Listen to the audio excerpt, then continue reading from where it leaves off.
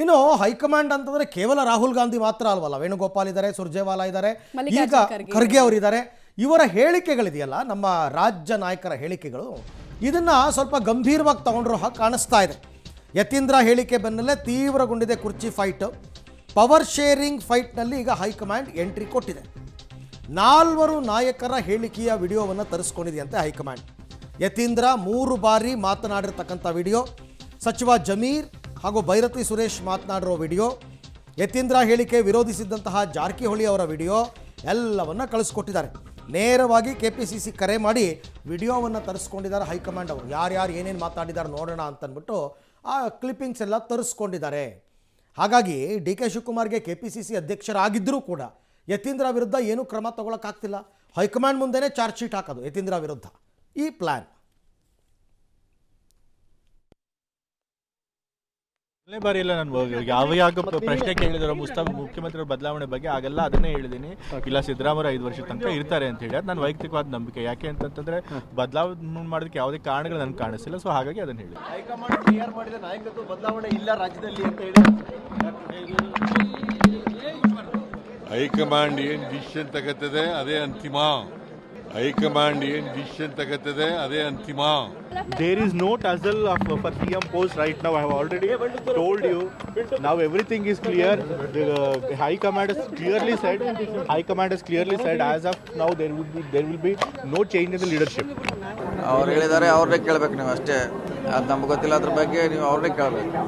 ಅದು ಚರ್ಚೆ ಆಗಿದೆ, ಅದ್ರ ಬಗ್ಗೆ ಚರ್ಚೆ ಮಾಡೋಣ. ಸ್ವತಂತ್ರ ಆಗಿದ್ದಾರೆ ಎಲ್ಲರೂ, ಹಿಂಗಾಗಿ ಕೇಳ್ತಾರೆ ಅಷ್ಟೇ. ಕಾಯೋಣ, ಹೈಕಮಾಂಡ್ ಕಾಯೋಣ ಅಷ್ಟೇ. ಗೆರೆ ಹಾಕಿದ್ರೆ ನಾವು ಗೆರೆ ದಾಟಲ್ಲ. ಅವ್ರ ಅಭಿಪ್ರಾಯ ಅವ್ರು ಹೇಳಿದ್ದಾರೆ. ಈಗ ಮುಖ್ಯಮಂತ್ರಿ ಕುರ್ಚಿ ಬಗ್ಗೆ ಏನಕ್ಕೆ ಚರ್ಚೆ ಅಂತ ಕೇಳ್ತೀನಿ ನಿಮಗೆ. ಚರ್ಚೆನೇ ಏನಕ್ಕೆ? ಆ ಕುರ್ಚಿಯಲ್ಲಿ ಮಾನ್ಯ ಸಿದ್ದರಾಮಯ್ಯ ಅವರು ಕೂತಿದ್ದಾರೆ. ಆ ಕುರ್ಚಿದಲ್ಲಿ ಮಾನ್ಯ ಸಿದ್ದರಾಮಯ್ಯ ಅವರು ಕೂತಿದ್ದಾರೆ. ಅದು ಬದಲಾವಣೆ ಮಾಡಬೇಕಾದ್ರೆ ನಾನು ಮಾಡೋಕ್ಕಾಗಲ್ಲ, ಯತೀಂದ್ರನು ಮಾಡೋಕ್ಕಾಗಲ್ಲ, ಯಾವನು ಮಾಡೋಕ್ಕಾಗಲ್ಲ. ಅದು ಮಾಡಬೇಕಾದ್ರೆ ನಮ್ಮ ಹೈಕಮಾಂಡ್ ಮಾಡಬೇಕಾಗಿರೋದು.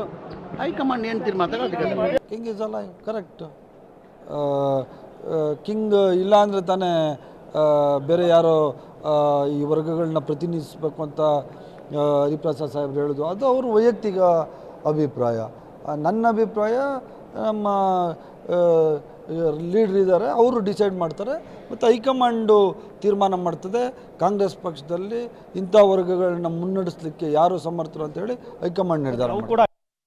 ಈ ಬಗ್ಗೆ ಮತ್ತಷ್ಟು ಮಾಹಿತಿ ನನ್ನ ಕೊಲ್ಲಿಗ್ ಸುಕೇಶ್ ಅವರಿಂದ ಪಡ್ಕೊಳ್ಳೋಣ. ಸುಕೇಶ್, ಈಗ ಮಾತಾಡಬೇಡಿ ಅಂದರೂ ಕೇಳದೇನೆ ಮಾತಾಡಿದ್ದಾರೆ ಬಹಿರಂಗವಾಗಿ.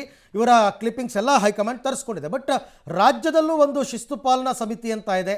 ಇಲ್ಲಿರೋರು ಯಾರೂ ಏನೂ ಕ್ರಮ ತಗೊಳ್ದೇನೆ ಈ ವಿಚಾರಕ್ಕೂ ಹೈಕಮಾಂಡೇ ಎಂಟ್ರಿ ಕೊಡಬೇಕಾ ಅಂತ ಪ್ರಶ್ನೆ.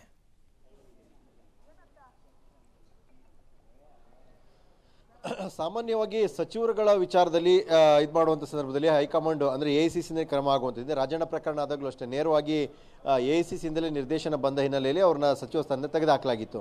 ಹಾಗಾಗಿ ಇಲ್ಲಿ ಸಚಿವರುಗಳು ಕೂಡ ಮಾತಾಡಿದ್ದಾರೆ ಮತ್ತು CM ಪುತ್ರ ಮಾತಾಡಿದ್ರು. ಸಹಜವಾಗಿ ಶಾಸಕರೊಬ್ಬರು ಮಾತಾಡಿದಾಗ ಶಾಸಕರಿಗೆ ನೋಟಿಸ್ ಕೊಡುವಂಥದ್ದು KPCC ಮಟ್ಟದಲ್ಲಿ ಕೂಡ ಅವಕಾಶ ಇರುತ್ತೆ. ಅಂದರೆ ಯತೀಂದ್ರ ಅವರಿಗೆ ನೋಟಿಸನ್ನು ಕೊಡ್ಬೋದು. ಆದರೆ ಸಚಿವರುಗಳಿಗೆ ಅವ್ರದ್ದೊಂದು ಪ್ರೋಟೋಕಾಲ್ ಇರುತ್ತೆ, ಅದ್ರ ಪ್ರಕಾರ AICC ಮಟ್ಟದಿಂದ ನೋಟಿಸ್ ಬರುವಂಥ. ಹಾಗಾಗಿ ಇಲ್ಲಿ ಏನೇನು ಬೆಳವಣಿಗೆ ಆಗ್ತಾ ಇದೆ, ಅದು ಸುಮ್ಮನೆ ಏನೋ ಸೂಚನೆ ಕೊಟ್ಟ ನಂತರ CM ಪುತ್ರನೇ ಮಾತಾಡ್ತಿದ್ದಾರೆ ಅನ್ನೋ ಕಾರಣಕ್ಕಾಗಿ ಏನೆಲ್ಲ ಮಾತಾಡಿದ್ದಾರೆ ಅನ್ನುವಂತಹ ವಿಡಿಯೋ ಕ್ಲಿಪ್ಪಿಂಗು, ಜೊತೆಗೆ ಸಚಿವರಾದ ಭೈರತಿ ಸುರೇಶ್, ಜಮೀರ್ ಅಹಮದ್ ಖಾನ್ ಮತ್ತು ಸತೀಶ್ ಜಾರಕಿಹೊಳಿ, ಅಂದರೆ ಸತೀಶ್ ಜಾರಕಿಹೊಳಿ ಅವರ ಹೇಳಿಕೆ ಡಿಫ್ರೆಂಟ್ ಆಗಿತ್ತು. ಅಂದರೆ ಮುಜುಗರ ಆಗುತ್ತೆ ಈ ಥರ ಎಲ್ಲ ಮಾತಾಡಿದ್ರೆ ಅನ್ನುವಂಥ ಹೇಳಿಕೆ ಏನಿತ್ತು, ಅದನ್ನೂ ಸೇರಿದಂತೆ ತರಿಸ್ಕೊಂಡಿದ್ದಾರೆ ಅನ್ನುವಂಥ ಮಾಹಿತಿ. ಹಾಗಾಗಿ AICCಯಲ್ಲಿ ಇಲ್ಲಿ ಮಾತಾಡ್ತಿರುವಂಥದ್ದು ವಿಚಾರಗಳು ಏನೇನಿದೆ, ಯಾವ ಕಾರಣಕ್ಕೆ ಪಕ್ಷದಲ್ಲಿ ಕೆಲವು ಡೆವಲಪ್ಮೆಂಟ್ಗಳಾಗ್ತಾ ಇದೆ ಅಥವಾ ಗೊಂದಲಗಳು ಸೃಷ್ಟಿ ಆಗ್ತಿದೆ, ಯಾರಿಂದ ಆಗ್ತಾ ಇದೆ, ಎಲ್ಲ ಒಂದು ಕ್ಲಾರಿಟಿ ಇಟ್ಕೋಬೇಕು. ಮುಂದೆ CM DCM ಹೋದಾಗಲೇ ಆಗ್ಬೋದು, ಮಾತನಾಡೋ ಒಂದು ಕ್ಲಾರಿಟಿ ಬೇಕು ಅನ್ನೋಂಥ ಕಾರಣಕ್ಕಾಗಿ ಅವೆಲ್ಲವನ್ನು ಕೂಡ ತರಿಸ್ಕೊಂಡಿದ್ದಾರೆ ಅನ್ನೋ ಮಾಹಿತಿ ಕೂಡ ಬರ್ತಾ ಇದೆ. ಅರವಿಂದ್, ರೈಟ್.